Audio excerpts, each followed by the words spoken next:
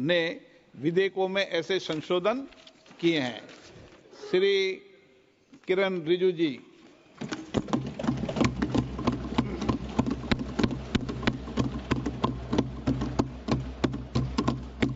Honorable Speaker, sir, I rise to move the motion for consideration of the Waqf Amendment Bill 2025 and Mussalman Waqf Repeal Bill 2024. अध्यक्ष महोदय जी, आपने जो ruling दिया है, JPC के बारे में जिक्र किया है, उसी के साथ साथ जुड़ते हुए एक मिनट किरण जी, एक मिनट श्री सौगत राय जी संशोधन संख्या 108 को प्रस्तुत करें। आप बोल रहे थे ना? हाँ। Under Rule 77(2) of the Rules of Procedure, I propose that the Waqf Amendment Bill 2025 be recommitted for the purpose of eliciting further opinion thereon. Okay, माननीय मंत्री जी अब 12-16 पर अपना वक्तव्य दें।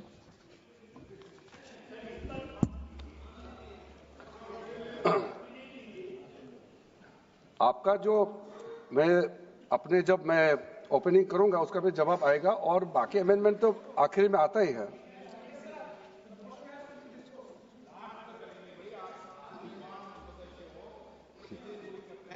चलिए माननीय मंत्री जी।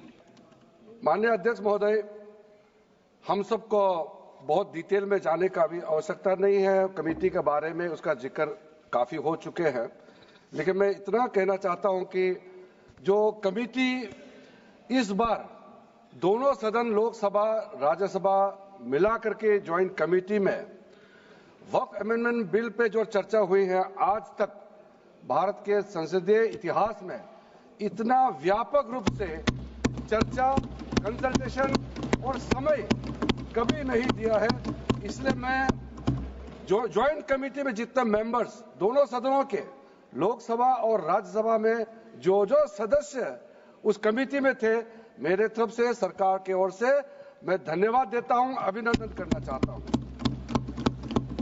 अध्यक्ष महोदय जी, कुल मिलाकर के 97,27,772 याचिकाएं ऑनलाइन, फिजिकल, मेमोरेंडम के रूप में, रिक्वेस्ट के रूप में और सुझाव के रूप में पूरे तरह से सरकार ने देखा है। वो जेपीसी के माध्यम से हो या डायरेक्ट दिया हो, हमने सब उसको देखा है। इससे बड़ा कभी भी, इससे ज्यादा संख्या में किसी भी बिल के ऊपर में लोगों का याचिकाएं नहीं आया आज तक। कुल मिलाकर के 284 डेलीगेशन ने अलग अलग समुदाय के जो स्टेक होल्डर्स है, उन्होंने कमेटी के सामने में अपने बात को रखा है, सुझाव भी दिया है। 25 स्टेट गवर्नमेंट और यूनियन टेरिटरीज का वक्फ बोर्ड्स ने अपना सबमिशन भी पेश किया गया है। इसके अतिरिक्त कई लीगल लुमिनरीज, विद्वान लोग हैं हमारे समाज में, कम्युनिटी लीडर्स हैं, अलग अलग धार्मिक संस्थाओं का प्रतिनिधि, charitable organisation, civil society, academicians, researchers, policy makers, सब ने इस कमेटी के सामने में पेशकश किया है। उसके साथ साथ मैं कहना चाहता हूं सर, आज जब मैं जो बात रखूंगा आपके सामने में, पिछली बार जब हमने ये प्रस्तुत किए थे बिल को इस सदन में, तब भी मैंने कई बातें बताई थी। आज मैं उसको नहीं दोहराते हुए कुछ बातें मैं जोड़ूंगा और मुझे अपना बात रखने के बाद सिर्फ उम्मीद ही नहीं, पूरा यकीन है कि जो लोग इस बिल को विरोध कर रहे थे, वो हृदय में भी बदलाव होगा। पॉजिटिव सोच के साथ इस बिल में सब समर्थन करेंगे, ये मैं विश्वास के साथ आगे अपना बात रखना चाहता हूं। क्योंकि मैं पॉजिटिव नोट से बात रखना चाहता हूं, तो इसलिए एक मेरे जो मन की बात है मैं कहना चाहता हूं, तो इससे अच्छा संदेश जाए। किसी के बात कोई, अध्यक्ष महोदय, किसी की बात कोई बदगुमान ना समझे, इस जमीन का दर्द कभी आसमान ना समझेगा। ये मैं दिल से कह रहा हूं, क्योंकि अच्छा सोच के साथ, बड़ा दिल के साथ, खुले मन से मैं ये प्रस्ताव आपके सामने में पेश कर रहा हूं। सर, कई लोगों ने अपने अपने तरीके से बातें रखी हैं। किसी ने कहा ये प्रावधान अनकॉन्स्टिट्यूशनल है, गैर संवैधानिक है। किसी ने कहा ये इलीगल है, अनलॉफुल है। सर, ये बिल जो हम लोग जिक्र कर रहे हैं कोई नया विषय नहीं है। आजादी से पहले ये बिल, जब पहली बार मुसलमान वक्फ वैलिडेटिंग एक्ट पास किया गया था 1913 में, तब से इसका इतिहास शुरू होता है। उससे पहले प्रिवी काउंसिल ने 1894 में इनवैलिडेट किया था वक्फ अल औलाद को।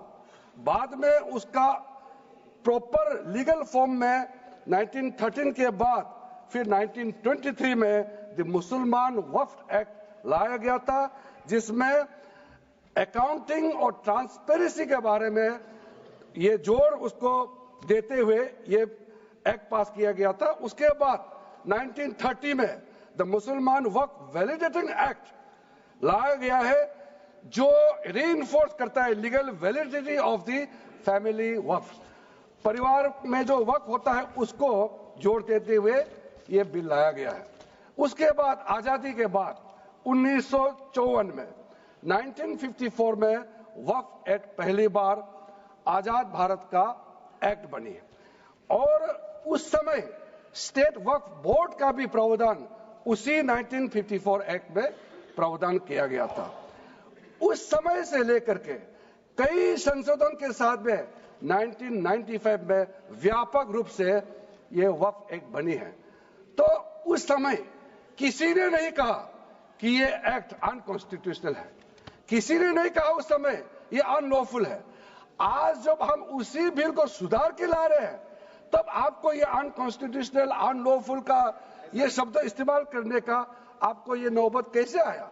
ये सोच क्यों आया? अगर आप सच्चे दिल से सोचते और मन साफ होते तो आप तर्क पे जाते। इस संशोधन बिल में जो जो तर्क है आप उसमें बात कीजिए। आप उसको छोड़ के जो कोई लेना देना नहीं है बिल में, उसका बात आप लेकर के लोगों को गुमराह करने का, बरगलाने का काम जो किया है, उसको मैं शुरू में साफ करना चाहता हूं।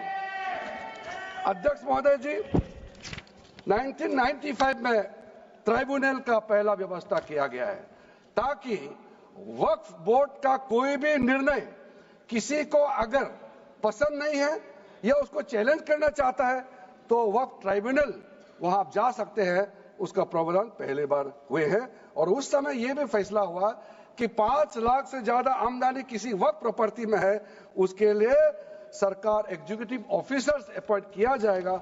ये भी 1995 में शुरुआत की है। अध्यक्ष महोदय जी, ये आज एक ट्रिगर पॉइंट क्यों हुआ है? ये अमेंडमेंट बिल लाने का आवश्यकता सबसे ज्यादा शुरुआत कहां से हुई?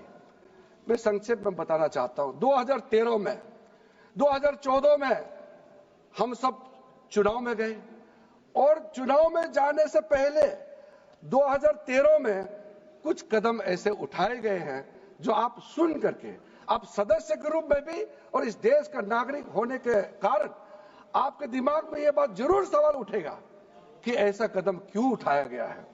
सर, 2013 में पहला यह बदलाव हुआ कि इस देश में कोई भी आदमी, कोई भी इंसान, चाहे वो हिंदू हो, मुसलमान हो, सिख हो, ईसाई हो, पारसी हो, बौद्ध हो, जैन हो, वक्फ क्रिएट कर सकता है। सबको मालूम है वक्फ एक मुसलमान का अल्लाह के प्रति अपना एक उसका एक पायस चैरिटेबल रिलीजियस पर्पस के लिए वक्फ क्रिएट किया जाता है, लेकिन उसमें डाइल्यूशन करके 2013 में कोई भी वक्फ क्रिएट कर सकता है। यह प्रावधान सबसे पहले उस समय की यूपीए सरकार ने किया है। दूसरा, आपने सारा वक्फ को स्पेसिफिक कर दिया कि शिया बोर्ड में शिया ही रहेंगे, सुन्नी बोर्ड में सिर्फ सुन्नी ही रहेंगे, और कोई भी बोर्ड हो सिर्फ उनके लोग ही रहेंगे, बाकी कोई उसमें आ नहीं सकता है। ऐसा आपने प्रावधान किया। तीसरा, 2008, सर आप शांति से सुनने के बाद आप जो भी पूछेंगे हमारा रिप्लाई तो आएंगे ही सर। डिबेट का आखिरी में है, मेरा फिर से रिप्लाई होगा। तो अभी मैं जब शुरुआत में कुछ दृष्टिकोण रख रहा हूं, इसमें कोई हस्तक्षेप ना करे, ध्यान से सुनिए, ताकि हमारा डिबेट का स्तर भी ऊंचा रहे और तर्क भी सामने में आ जाए। सर, एक प्रावधान आया सेक्शन 108, उस सेक्शन 108 में यह लिखा गया है कि वक्फ बोर्ड का जो प्रावधान है इस देश में कोई भी मौजूदा कानून के ऊपर में रहेगा, ओवरराइडिंग इफेक्ट रहेगा, ऐसा आपने कानून बनाया है। इस देश में ऐसा कानून कैसे मंजूर कर सकते हैं अध्यक्ष महोदय जी? हर कानून अपना अपना हिसाब से चलता है, लेकिन एक कानून दूसरे कानून के ऊपर में ओवरराइडिंग इफेक्ट होगा, ये कोई भी मान्यता नहीं दे सकता है। उसके बाद सर,